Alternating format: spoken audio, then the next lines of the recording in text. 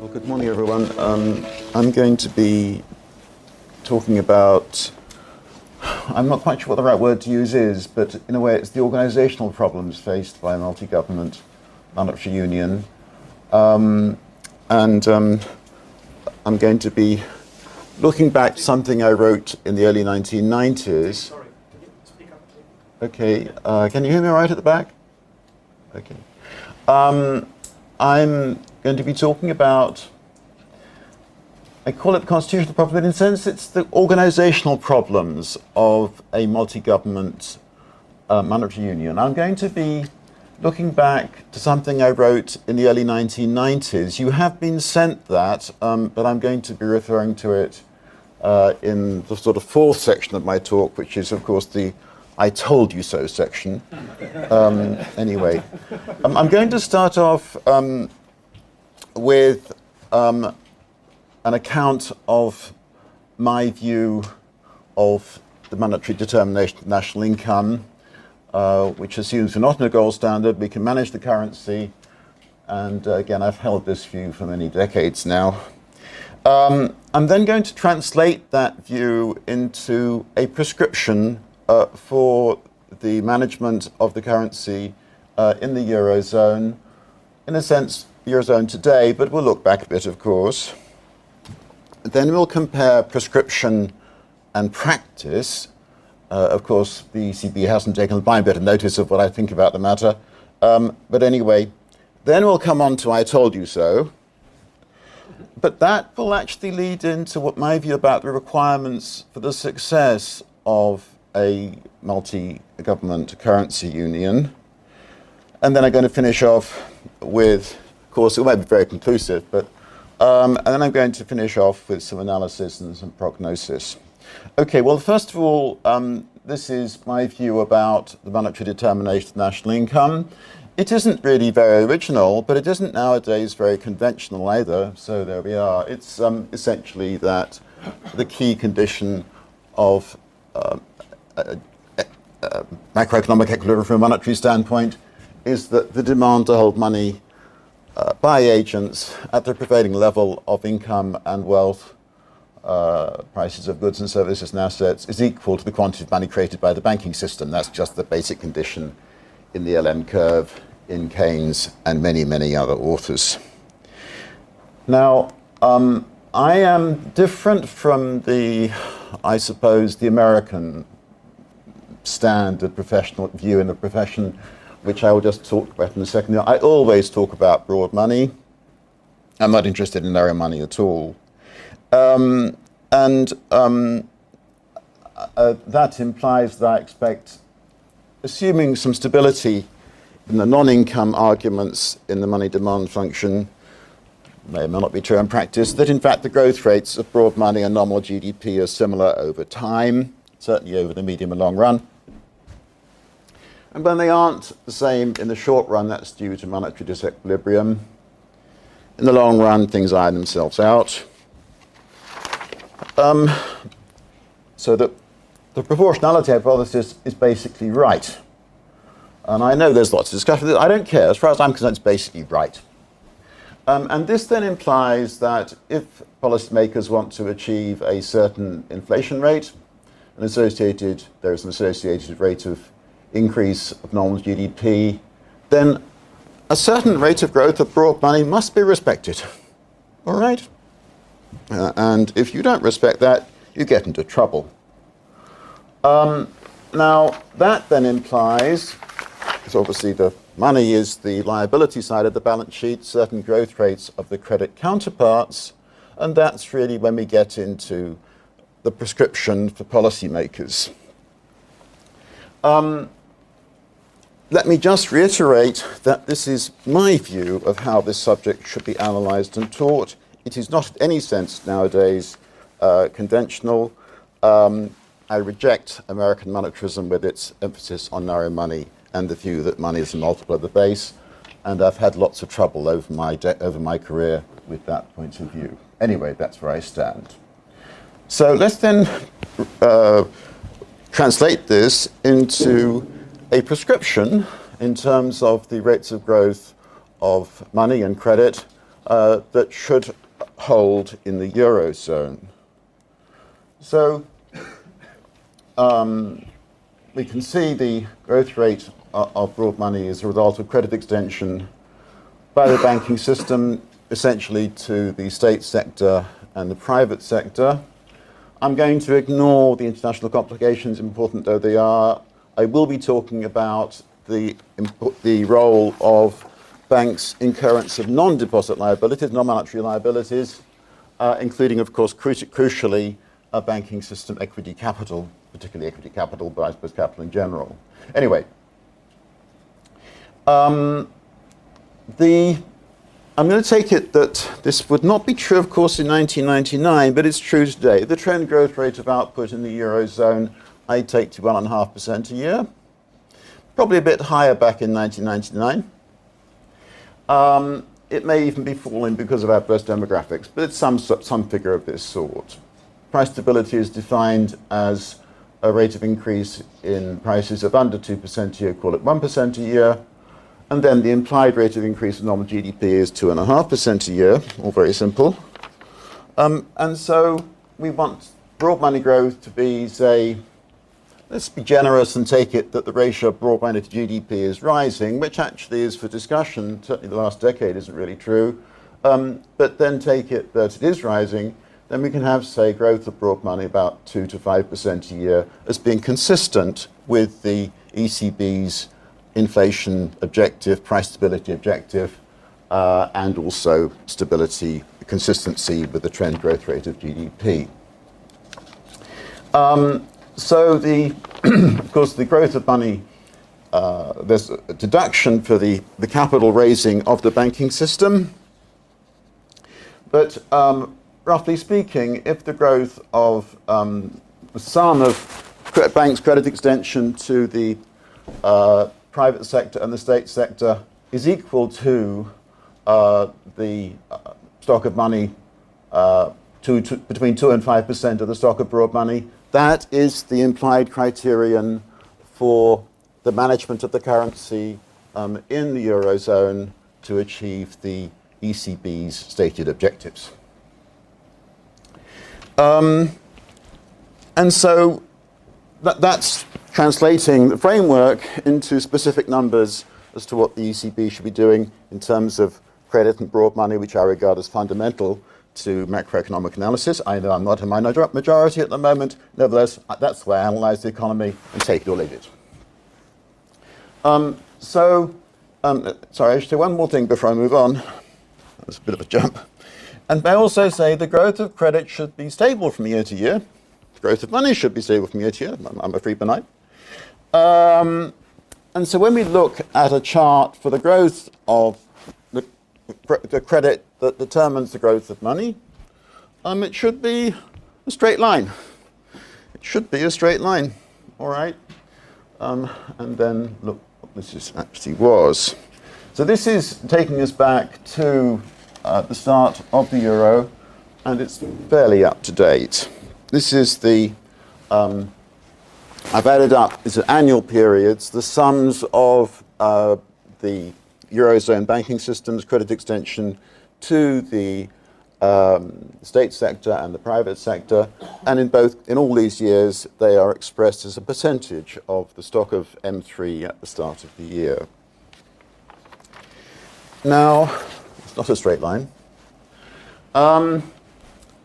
Quickly, at the start there was concern about broad money growth. Rosing was chief economist at the ECB. He then lost this debate with Woodford and others. There then was this period, 2005, 6, 7, of explosive growth of credit and money, particularly, of course, in the peripheral countries. The question of what then was the watershed between that period and what followed is for discussion. And we have the closure of the interbank market in 2007, Lehman in 2008. As far as I'm concerned, the really big change most of the banks were concerned was the demand that banks have much more capital relative to their balance sheets. But you can see, and I'll develop in a second, you can see that the growth rate of credit in the second half of the Eurozone's existence has been much slower. And of course, it actually went negative in 2012, 2013. Money growth was still positive, but only because of money being pulled in from abroad, human species vote mechanism and so on. So what we've actually had is, the first period, first decade, the happy period for the Eurozone, very rapid growth of bank credit in total, both the private sector and the state sector, and then this more recently, and actually a touch beneath, what I specified as being, if you like, the ideal. You may wonder how this was consistent with price stability. Well, at the start, for many countries, Spain and Italy and so on, this was a major bank liberalization of the financial sector, which grew relative to the economy. The trend growth rate was higher. And of course, there was inflation in the middle years. It was inflation of asset prices. Then if we move on, to me, the key watershed, and this is for debate and discussion, was actually, this really was a terrible shock for the banks. They had to have much more capital than before. What I want to bring out here is that banks' capital raising was in fact higher relative to assets after October 2008, even though their balance sheets were growing much more slowly. All right.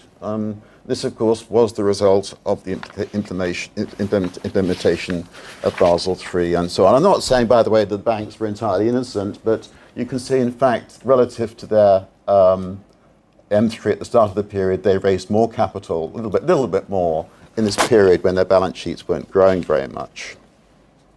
So, plainly, my prescription wasn't applied to the Eurozone in that period. I now want to reflect a little bit on, seems to me, what are the organizational requirements for, how am I going for time, by the way?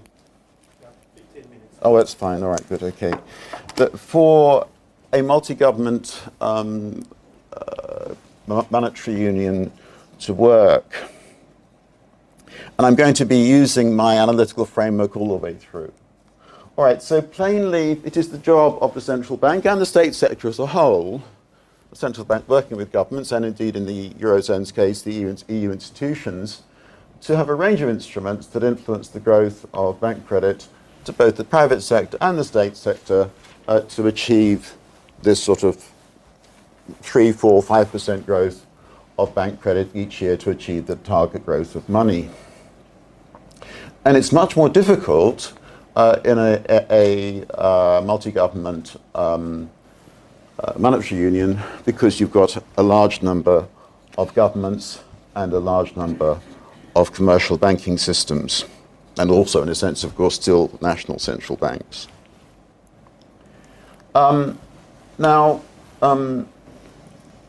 It's also important to remember the central bank has only two types of customer, so the government and the commercial banking system.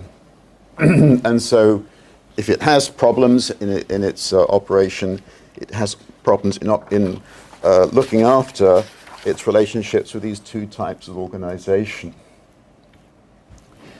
There are likely to be many more conflicts of interest in a multi-government monetary union than in a traditional monetary arrangement, traditional monetary jurisdiction with just one central bank, one government, and one private sector banking system. And these conflicts of interest simply are not found in a traditional monetary jurisdiction. When I was thinking about this subject back in the late 80s and early 90s, to me, if it's possible for Europe to have its own currency, why not the world? There's something the matter.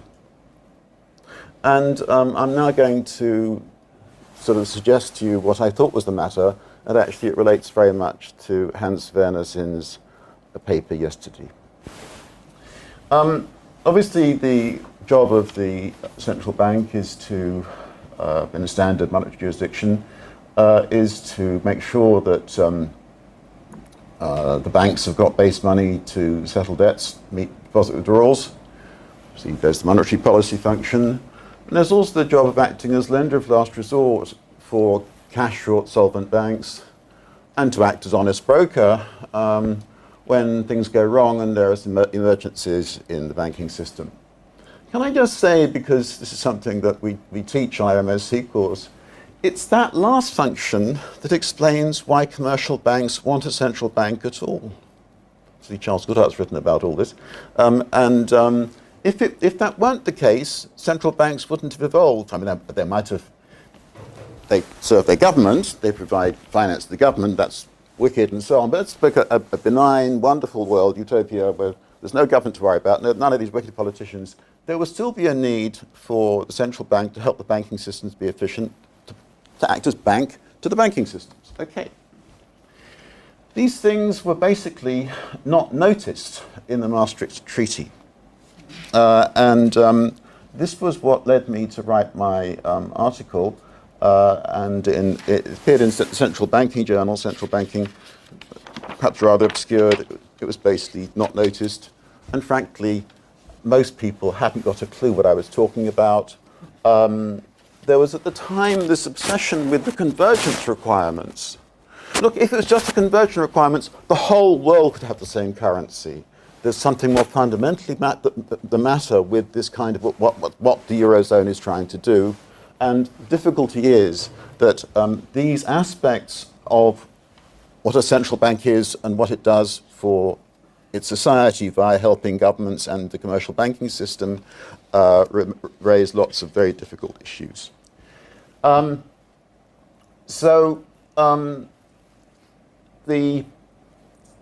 a banking emergency, this is 1992, the central bank has to respond flexibly, pragmatically, and with full discretion. There is often a large element of rough justice. I was a shareholder in Northern Rock. And then this was a conjecture I made. A refusal by the ECB on the grounds of monetary discipline to act as lender of resort to a particular bank in a crisis, a particular bank in a particular country, would therefore severely damage the one country's banking system. Therefore, in practice, lender of last resort facilities are likely to be given quite liberally. Okay? And that, of course, is what's happened, although, as we'll see, of course, there's a resistance to this. And then there's this problem that the central bank has some assets. It could have entirely foreign exchange, but that raises issues too. But suppose it's going to have claims on the state sectors in different countries. Yes, the Bundesbank prohibition on overdraft lending to governments was replicated in the Maastricht Treaty, but it's still possible for the central bank, the Euro system, the different central banks, to purchase government securities in the secondary market. And that implicitly there is then going to be consequences from that for national governments and for the management of national debt, and then for particular nations' fiscal policy. And I made this comment back in 1992. There is no objection to the ECB buying government debt in the secondary market. The ECB directives have come under strong pressure to accommodate such indirect government borrowing, and all sorts of plausible arguments, other kinds of persuasion, will be used by governments to gain access to such finance. Further, extremely awkward questions relate to the ECB's holdings of different governments' debts. Let me then bring all this together. I told you so. Look, this sort of thing should work relatively easily if the assets of the banking system, the whole banking system, are claims on the private sector. They're growing very stably and beautifully through time, and these assets are being acquired by profitable, well-capitalized banks that never need to borrow from the central bank. Okay? In that sort of world, the Eurozone is going to be a success. As soon as that comes to an end for whatever reason, and there's going to be last resort lending from the central bank to the commercial banking system, and there's also going to be implicitly government finance to particular governments, maybe through purchases of securities in the secondary market, oh no, there's going to be lots of tension, lots of trouble, lots of squabbles, and so on. So Friedman said that the single currency will work fine until the first crisis. So what happened in the first 10 years or so of the Eurozone was that everything was fine in the sense that the credit extension was very much lending to the private sector. And there wasn't at that time much worries about the banking systems of Spain, Ireland, and so on. In fact, the share prices of Spanish and Irish banks just soared in the first decade or so of the single European currency. All right. And then you look at the second half of the Eurozone's existence, and you can see that the credit extension of the private sector has collapsed. There has still been growth of money and credit, but there's been a much higher portion of credit to the state sector. And of course, in 2012, 2013, the money growth depended on bringing in money balance to the rest of the world through balance payment surplus and so on. So just in terms of figures, this is a dramatic contrast between those periods. The first period of when everything's going fine, and then the second period when there's trouble. Now, what I'm about to say is all pretty much nothing very startling. As I've already said, a lot of the lending to general government to governments in fact arises from purchases of government securities. That is in fact in the data recorded as credit to government, even if it's not overdraft finance. The first really controversial episode was back in May 2010, when the ECB made large purchases of Greek, Irish, and Portuguese government debt, and later Italian, Spanish government debt. At any rate, it's certainly very controversial. And then, of course, we've had these various sort of ancillary institutions have been set up to, in a sense, paper over the cracks. But there we are. It's again, there's been, and then we come to. Can the problems have been so far with relatively small countries? What happens if they're big countries? And Chancellor Merkel's, this is really in a sense what it's all about. There will be no collectivization of debt in the European Union as long as I live. All right, there it is very clear. Now, there's obviously tensions in this system. Can I just say, I did tell a few MPs about this kind of stuff back in 1991, 1992, and they're still friends, and they're the Maastricht rebels. So they're a part of the British Eurosceptic. The problem with the when the crisis started, I take it it's August 2007, not Lehman, but we could discuss this. The ECB was indeed very helpful to commercial banks in the Eurozone in a way that, for example, the Bank of England wasn't, at least not initially. And so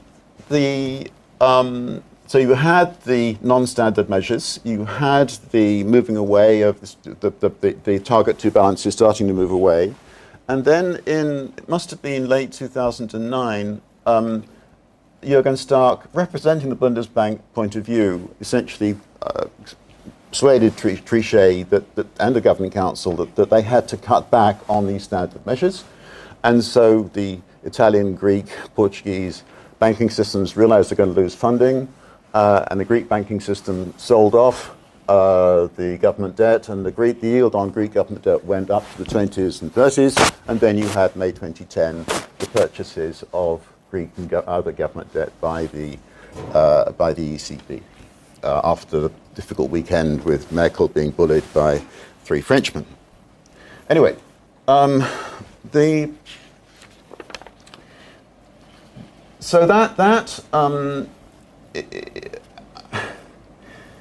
there's this battle going on all the time, and the target 2 settlement system is the symptom of it. All right.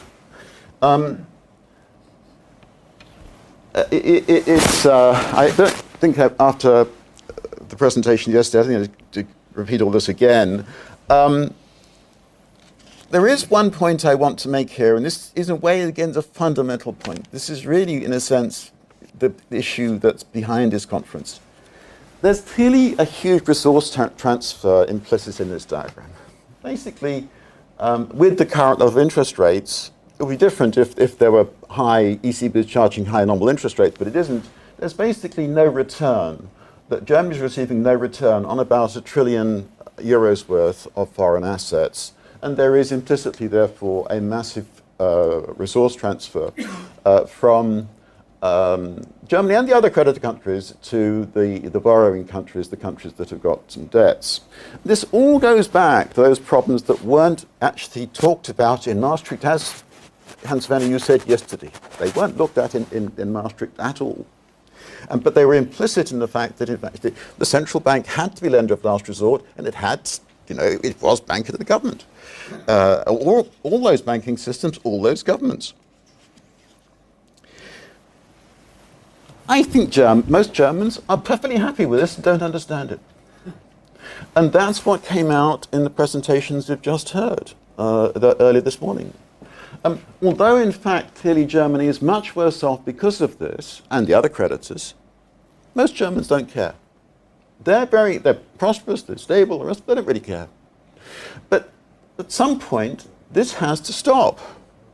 And not only I would say it has to stop, but somehow those lines need to come back down again. Otherwise, over potentially decades, there is just a huge resource transfer going on from the creditors to debtors. I mean, and the way I point this is that if Germany instead had made equity investments, around the world, yielding like the American investment 10% a year plus, like the American FANGs, that's what Germany has lost by blessing this enterprise.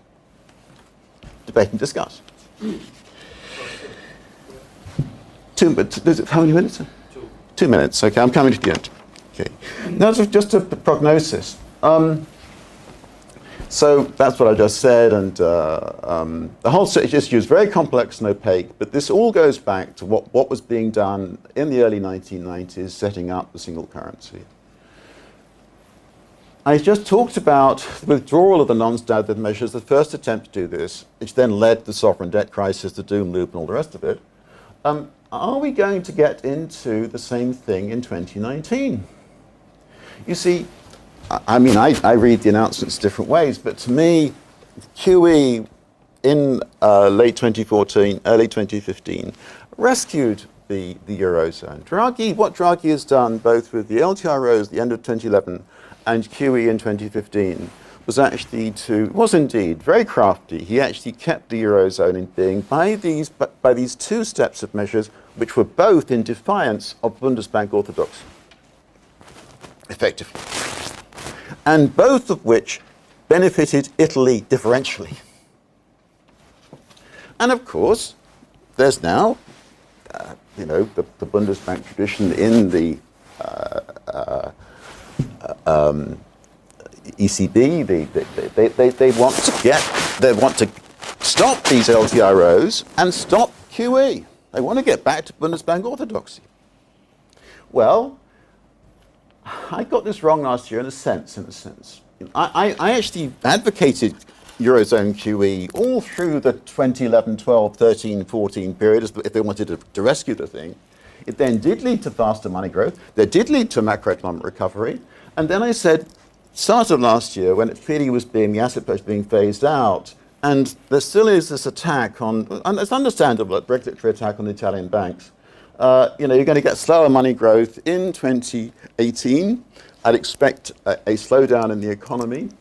Potentially, they're going to get back to, they're going to get back to these kind of growth rates of broad money. When that's only positive because they're dragging money from the rest of the world. Recession, unemployment, euro loses popularity. Well, I don't know. So that's just to reiterate that the ECB should be managing credit to achieve positive money growth at a low rate 3, 4, 5% a year. And, you know, actually when it's been doing that, things have basically been all right. But then you get this problem of the resentment by German and, if you like, Northern Europe countries in general about club-led irresponsibility. I mean, sorry if it seems a rather offensive phrase, but there we are.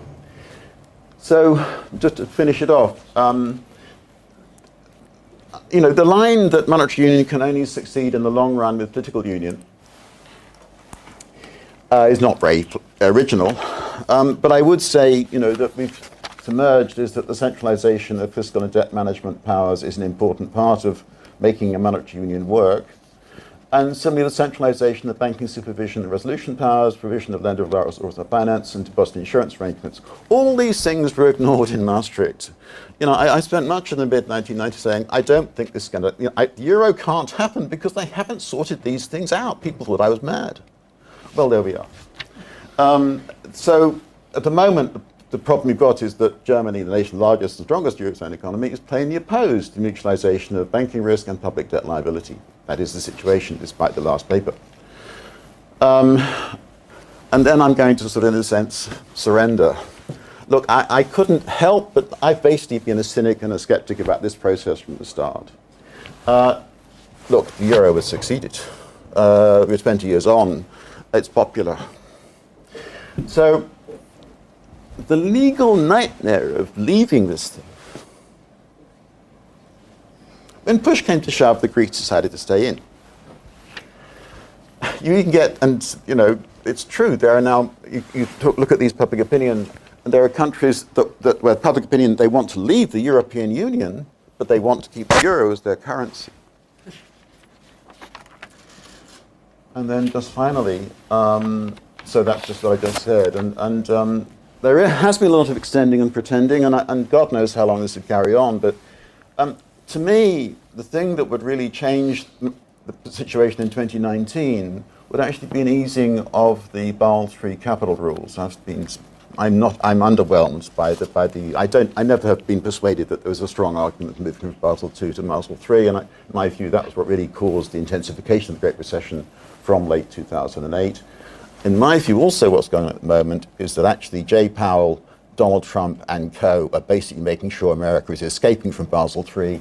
And what you're going to see in 2019 and 2020 is the American banking system growing quite strongly, when Europe has all these problems. Actually, an easing of those rules would make things make life easy for the Eurozone again for 2 or 3 years, maybe longer. Thank you.